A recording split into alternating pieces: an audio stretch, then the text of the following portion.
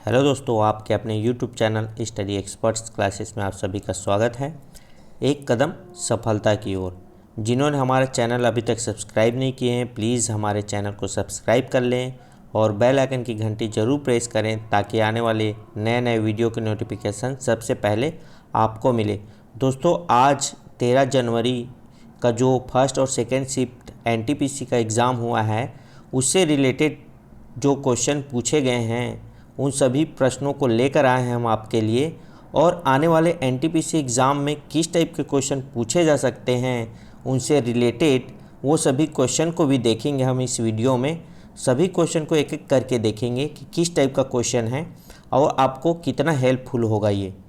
तो जो हमको पहला क्वेश्चन मिला था कि क्या आया था एनटीपीसी के एग्ज़ाम में पहला आज के डेट पे, वो था कि आरबीआई के गवर्नर कौन हैं अभी वर्तमान में। तो दोस्तों, जो आरबीआई के गवर्नर हैं अभी फ़िलहाल वर्तमान में, वो शक्तिकांत दास जी हैं। ध्यान में रखिएगा, शक्तिकांत दास। इससे रिलेटेड आपको क्वेश्चन बनता है कि आरबीआई की स्थापना कब हुई थी। तो आरबीआई की जो स्थापना हुई थी 1 अप्रैल 1935 को हुई थी। अब देखिए दोस्तों, इसमें ये क्वेश्चन बन सकता है कि आरबीआई का जो स्थापना हुआ था किस डेट में हुआ था। तो आप बोलेंगे, अगर डेट की बात करेंगे तो 1 अप्रैल। अगर सन पूछेगा तो आप बोलेंगे कि 1935 में हुआ था।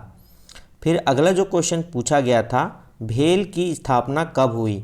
तो देखिए, जो भेल की स्थापना हुई थी वो हुई थी 1964 में। अब ये क्वेश्चन बनता है कि भेल का फुल फॉर्म क्या हो सकता है, मतलब हम जो भेल है उसके बारे में।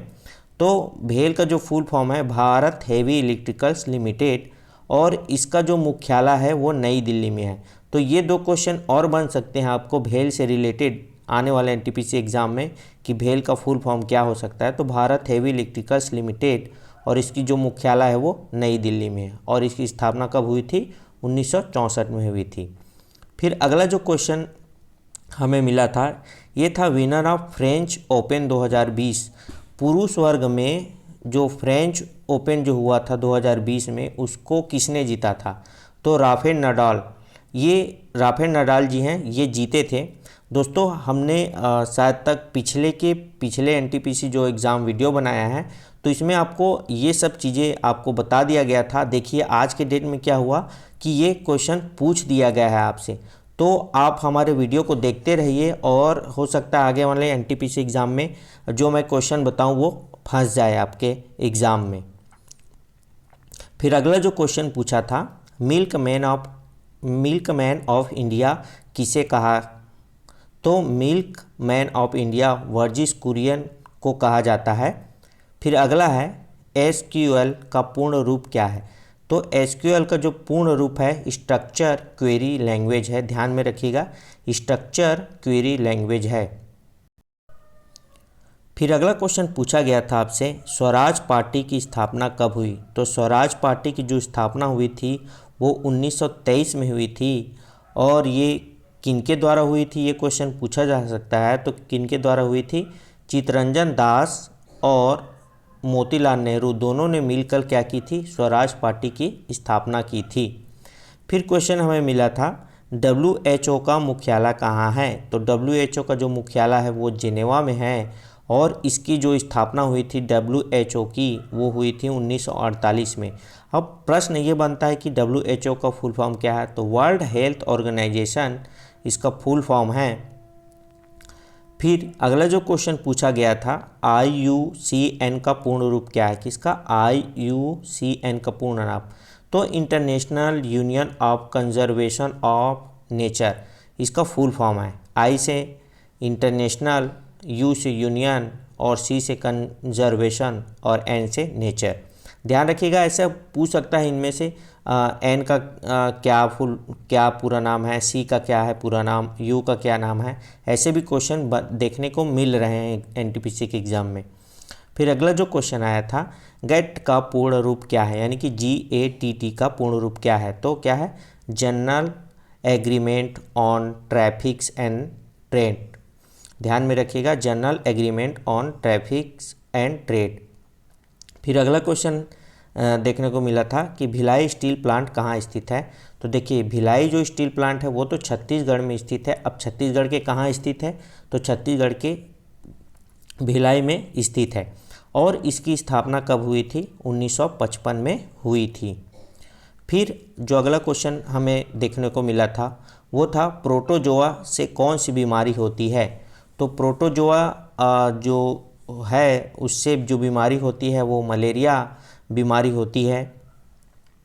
फिर अगला जो क्वेश्चन पूछा गया था कि 2018 फुटबॉल वर्ल्ड कप किसने जीता था। तो देखिए 2018 जो फुटबॉल वर्ल्ड कप है वो फ्रांस ने जीता था। और किसको हरा के जीता था, तो ये जीता था क्रोएशिया को हरा के जीता था। ध्यान में रखिएगा किसको, ये एनटीपीसी के अगले एग्ज़ाम में पूछा जा सकता है कि किसको हरा के जीता था, तो क्रोएशिया को हराकर जीता था। फिर अगला क्वेश्चन पूछा गया था फुल फॉर्म ऑफ एनआरएससी। तो एनआरएससी का जो फुल फॉर्म है वो नेशनल रिमोट सेंसिंग सेंटर है। इससे कुछ रिलेटेड और क्वेश्चन देख लेते हैं। हैदराबाद स्थित, देखिए अब ये कहाँ है स्थित, ये हैदराबाद में स्थित है। और इसकी स्थापना कब हुई थी, 1 सितंबर 2008 को इसकी स्थापना हुई थी। इसरो के एक केंद्र का दर्जा दिया गया है इसको, एनआरएससी को इसरो द्वारा केंद्र का दर्जा दिया गया है। अब ये भारतीय सुदूर संवेदन उपग्रहों के अलावा, देखिए भारतीय सुदूर संवेदन उपग्रहों के अलावा अन्य उपग्रहों की भी आंकड़ा करता है। कौन, एनआरएससी। और ये जो इसका केंद्र है हैदराबाद के निकट सादनगर में इसका स्थापना हुआ था। फिर अगला क्वेश्चन जो देखेंगे हम, बीआरओ यानी कि सीमा सड़क संगठन की स्थापना कब हुई थी। तो सीमा सड़क संगठन की स्थापना जो हुई थी 7 मई 1960 को हुई थी। फिर अगला जो क्वेश्चन है वो था वेल्थ ऑफ नेशन पुस्तक किसने लिखी। तो देखिए वेल्थ ऑफ नेशन जो पुस्तक है वो एडम स्मिथ ने लिखी थी। फिर अगला जो क्वेश्चन पूछा गया था ये लैक्टिक एसिड में कितने कार्बन परमाणु होते हैं। पहली बात तो लैक्टिक एसिड का फॉर्मूला क्या है, हमारे पास C3H6O3 है। तो अगर इसमें कार्बन परमाणु पूछा है तो हम कार्बन को देखेंगे तो कार्बन के कितने परमाणु हैं, 3। अगर हाइड्रोजन का पूछेगा तो 6 है और ऑक्सीजन का पूछेगा तो 3 है। तो हमारे जो एग्ज़ाम में आया था वो था कार्बन से रिलेटेड कार्बन कितने परमाणु हैं, तो इसमें आप बोल सकते हैं कितना, 3 कार्बन परमाणु हैं। फिर अगला क्वेश्चन पूछा था राज्यपाल कौन से अनुच्छेद में है। तो राज्यपाल की जो संबंधित जो भी चीज़ें हैं वो कौन से अनुच्छेद में है, 155 अनुच्छेद में है। फिर अगला आया था अरुंधति राय को किस किताब के लिए अवार्ड मिला था। तो अरुंधति जो राय है उसको जो अवार्ड मिला था वो था the God of small things, एक किताब है इन्होंने लिखी थी, उसके लिए इनको अवार्ड मिला था। फिर अगला जो क्वेश्चन पूछा गया था करंट से रिलेटेड पूछा गया था, ये 2020 में बुकर प्राइज़ किसको मिला। तो 2020 में जो बुकर प्राइज़ मिला था वो स्टेट डगलस को मिला था। फिर अगला क्वेश्चन ये था जय जवान जय किसान का नारा किसने दिया था। तो ये बहुत ही फेमस नारा है जय जवान जय किसान। तो इसको जो दिया था वो लाल बहादुर शास्त्री जी हैं ने नारा दिया था ये कि जय जवान जय किसान। फिर अगला क्वेश्चन था .com का क्या मतलब होता है। देखिए अब ये कंप्यूटर से रिलेटेड क्वेश्चन है, .com का क्या मतलब होता है। तो .com का जो मतलब होता है वो कॉमर्शियल होता है, ध्यान में रखिएगा क्या, कॉमर्शियल। फिर अगला क्वेश्चन ये था यूएनओ डे कब मनाया जाता है। तो देखिए यूएनओ जो डे है वो 24 अक्टूबर को मनाया जाता है और इसकी स्थापना कब हुई थी, तो 1945 में हुई थी। इससे रिलेटेड और क्वेश्चन देख लेते हैं। देखिए संयुक्त राष्ट्र घोषणा पत्र को तैयार किया गया, इसे 24 अक्टूबर 1945 को लागू किया पूर्ण रूप से। इस तरह 24 अक्टूबर को प्रतिवर्ष क्या संयुक्त राष्ट्र दिवस के रूप में मनाया जाता है, यानी कि यूएनओ डे के रूप में मनाया जाता है। फिर अगला जो क्वेश्चन आया था जनगणना से रिलेटेड, 2011 की जनगणना के अनुसार भारत में शिक्षित महिलाओं की जो प्रतिशत है वो कितनी है। मतलब जो भारत में शिक्षित महिला हैं वो कितने हैं, 65.46% है। फिर अगला क्वेश्चन पूछा गया था सापेक्षवाद का सिद्धांत किसने दिया था। तो सापेक्षवाद का जो सिद्धांत है वो दिया था अल्बर्ट आइंस्टीन ने दिया था। फिर एक क्वेश्चन था बुलंद दरवाज़ा किसने बनवाया, जीके से रिलेटेड ये क्वेश्चन पूछा था, बुलंद दरवाज़ा किसने बनाया। तो बुलंद दरवाज़ा जो है अकबर ने बनवाया था, और कौन से सन में बनाया था, 1602 सन में बनाया था। फिर आया था question Vikram Sarabhai space centre कहाँ है। तो विक्रम साराभाई जो स्पेस सेंटर है वो केरल में स्थित है। फिर क्वेश्चन पूछा गया था सिटी ऑफ प्लेस किसे कहा जाता है। तो सिटी ऑफ पैलेस किसे कहा जाता है, जयपुर को। जयपुर को इस नाम से भी जाना जाता है, पिंक सिटी के नाम से भी जाना जाता है। ध्यान में रखिएगा किसमें, पिंक सिटी के नाम से भी जाना जाता है। किसको, जयपुर को। कौन से नाम से, पिंक सिटी के नाम से भी जाना जाता है। फिर अगला क्वेश्चन पूछा था पोखरण 2 का परीक्षण कब हुआ था। तो देखिए जो पोखरण पहला जो परीक्षण हुआ था वो क्या हुआ था, असफल हो गया था। जब दूसरा जो पोखरण परीक्षण हुआ, जो हमारा परमाणु परीक्षण हुआ, वो 1948 में हुआ था। और इसका नाम क्या था पोखरण 2 परीक्षण का, जो परमाणु बम का जो यूज़ हुआ था उसका नाम क्या था, शक्ति नाम था। और कब हुआ था, 1998 में।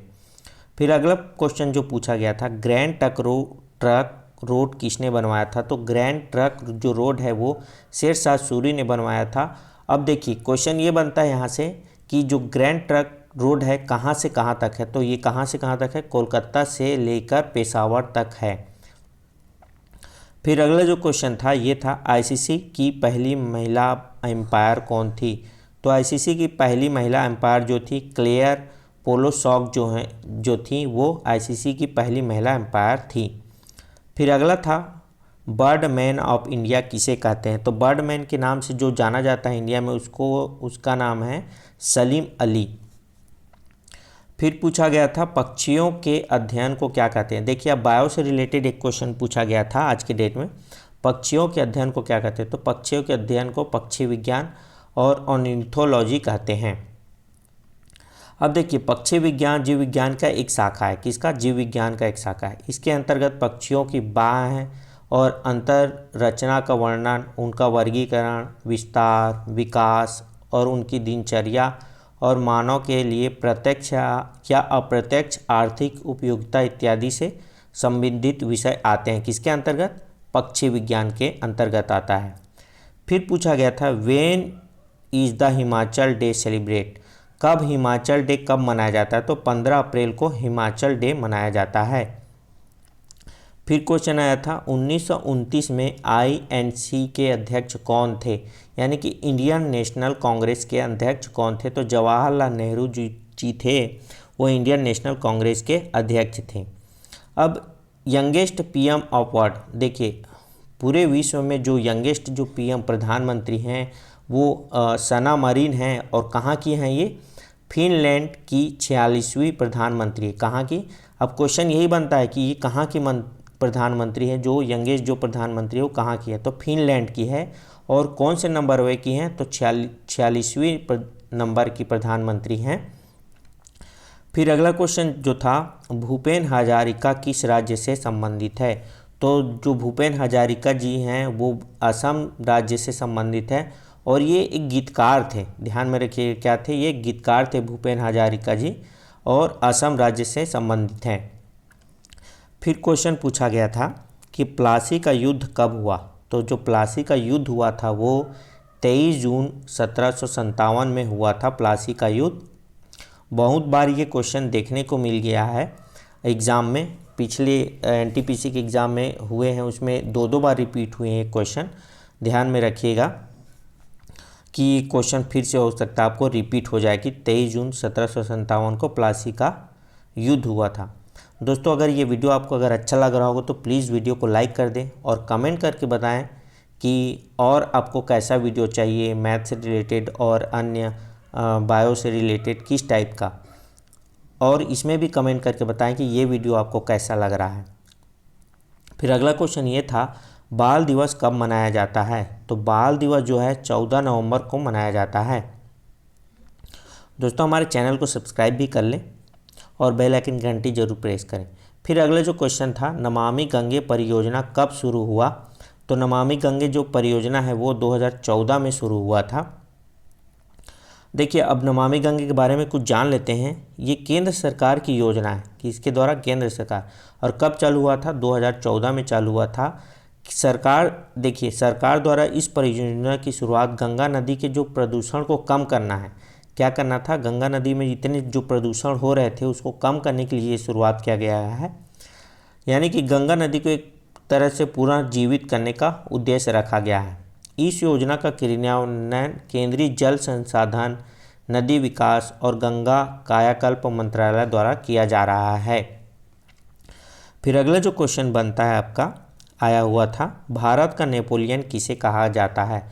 तो भारत का जो नेपोलियन है वो समुद्रगुप्त को कहा जाता है। फिर आया था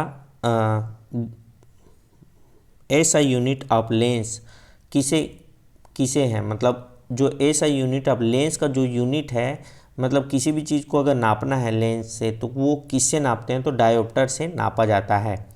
फिर अगला जो क्वेश्चन था, पूर्ण स्वराज की मांग कब उठी थी। तो पूर्ण स्वराज की मांग जो है 1929 में लाहौर में उठी थी पूर्ण स्वराज की मांग। फिर क्वेश्चन था कि कंप्यूटर से रिलेटेड, कंप्यूटर किस भाषा में प्रोसेस करता है। तो देखिए जो कंप्यूटर का जो भाषा है वो बाइनरी भाषा है, और ये दो चीज़ों को ही पढ़ सकता है बाइनरी में, एक 0 को और 1 को। इन दोनों को ही पढ़कर क्या करता है कंप्यूटर, जितने भी गणना करता है इन दोनों से ही करता है, बाइनरी भाषा 0 और 1। अगला जो क्वेश्चन ये था, जलियांवाला बाग कहाँ स्थित है। तो जलियांवाला बाग जो है अमृतसर में स्थित है, और अमृतसर कहाँ है, पंजाब में स्थित है। फिर आया था चिपको आंदोलन किससे संबंधित है। तो चिपको आंदोलन जो है पर्यावरण से संबंधित है। फिर अगला जो क्वेश्चन था, मतलब चिपको आंदोलन से रिलेटेड क्वेश्चन पूछे जा सकते हैं आपको। तो चिपको आंदोलन तो ये हो गया कि पर्यावरण रक्षा का आंदोलन है, इससे संबंधित है, और यह भारत के उत्तराखंड राज्य में किसानों ने वृक्षों की कटाई का विरोध करने के लिए किया था। देखिए कहाँ किया था, उत्तराखंड में किया था। वे राज्य के वन विभाग के ठेकेदारों द्वारा वनों की कटाई का विरोध कर रहे थे और उन पर अपना परंपरागत अधिकार जता रहे थे।